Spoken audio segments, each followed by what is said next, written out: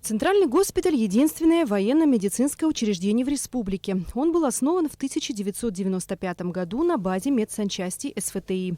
За все эти годы сотрудники госпиталя оказали помощь и сохранили жизнь огромному количеству людей. До 5000 пациентов в год проходят через руки врачей, работающих здесь.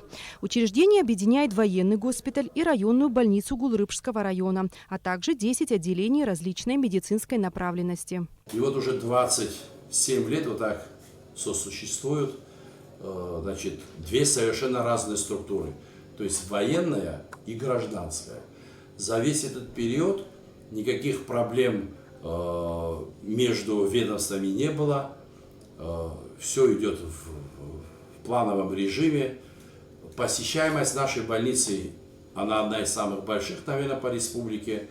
На сегодняшний день, значит, в Агудзецкой больнице проходит в основном лечение это военнослужащие Министерства обороны Абхазии и семьи военнослужащих. Это все военнослужащие Министерства обороны Российской Федерации, которые дислоцируются в Абхазии, и семьи военнослужащих Российской Федерации. Это все силовики, то есть МЧС, СГБ, таможенный комитет Абхазии.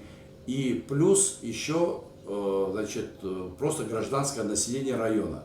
Однако, несмотря на большой поток пациентов, надлежащих условий в медицинском учреждении нет. Невооруженным глазом заметны прогнившие трубы, оголенные провода и пятна плесени на стенах. Лифт в госпитале не работал никогда. На 3-й этаж травматологии пациенты вынуждены подниматься сами или с помощью медработников. Кроме того, в подвале здания постоянно скапливаются канализационные стоки, запах от которых ощущается даже в соседнем детском отделении. Полностью все здания, которые принадлежат сегодня Центральному военному госпиталю, находятся в аварийном состоянии. Вообще они не должны эксплуатироваться, они небезопасны ни для больных, ни для врачей.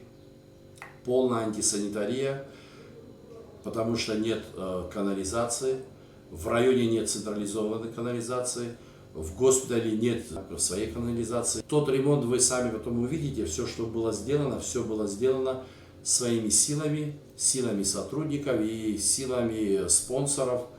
Оборудование, чем мы сегодня пользуемся, оно морально устарело. В основном оно все где-то 80-х годов. Рентгенологическое отделение госпиталя напоминает подвал, в котором хранятся практически музейные экспонаты. Из всех аппаратов работает один единственный. В соседней комнатке проявляют снимки. Все как в прошлом веке. Фиксаж, вода, еще вода. Это все. Вот фонарик. Проявляем, смотрим на фонаре как. Когда уже проявился, значит, из проявителя бросаем водичку, с водички бросаем фиксаж. С фиксажа опять моем хорошенечко, сушим. Сушилка у нас работает. Все у нас работает. Нет у нас проявителя и фиксажа. А оборудование насколько современное ваше? 80-х годов. Однако, несмотря на нехватку оборудования и другие сложности, в коллективе госпиталя работает немало молодых специалистов, среди которых хирурги, травматологи, терапевты. Что касается обеспечения госпиталя медикаментами, то, по словам Зураба Ачба, у военнослужащих и их семей проблем с лекарствами нет. По линии Министерства обороны абсолютно никаких проблем в плане медицинских препаратов для военнослужащих нет вообще. То есть в полном объеме каждый, значит, военнослужащий от рядового до министра обороны получает одинаковую помощь, получает все необходимые препараты.